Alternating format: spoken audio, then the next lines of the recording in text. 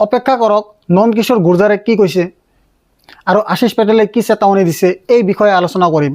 কিন্তু প্ৰথমে সঞ্জয় নিষাদক তেওঁৰ সকলো সমৰ্থকৰ মাজত দেখা গৈছে আৰু তেওঁ কি কৈ আছে সেয়াও চাওক। তেওঁ ভাৰতীয় জনতা পাৰ্টিক সতৰ্ক কৰি দি আছে আৰু দলৰ ভিতৰত বিভীষণক লৈ। আৰু আপুনিও জানে যে বিভীষণ ক'ত আছিল, কাৰ সৈতে আছিল, কাৰ ঘৰ ভাঙি পেলোৱা হৈছিল, কোনটো লংকালৈ গুচি গৈছিল, বিভীষণৰ কথা ইয়াত উল্লেখ কৰা হৈছে। সঞ্জয় নিষাদে কি কৈছে শুনিব। দৈনিক ভাস্কৰে এই বিষয়ে কি কৈছে আপোনাৰ স্ক্ৰীণত। যোগী চৰকাৰৰ এজন মন্ত্ৰী ডক্টৰ সঞ্জয় নিষাদে আকৌ এবাৰ ভাৰতীয় জনতা পাৰ্টিক অস্তিত্বত পেলাইছে। গোৰখপুৰত তেওঁ কয় বিজেপিত বিভীষণ আছে, যিয়ে লোকসভা নিৰ্বাচনত ৪৫খন আসনত হৰুৱাইছিল।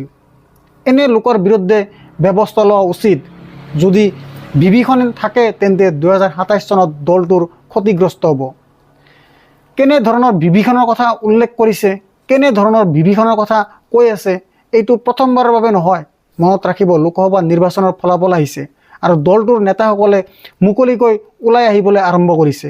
তেওঁ কয় যে যদি ২০২৭ চনৰ আগতে হস্তক্ষেপ কৰা নহয় তেন্তে ভাৰতীয় জনতা পাৰ্টি পৰাজয় হোৱাটো নিশ্চিত।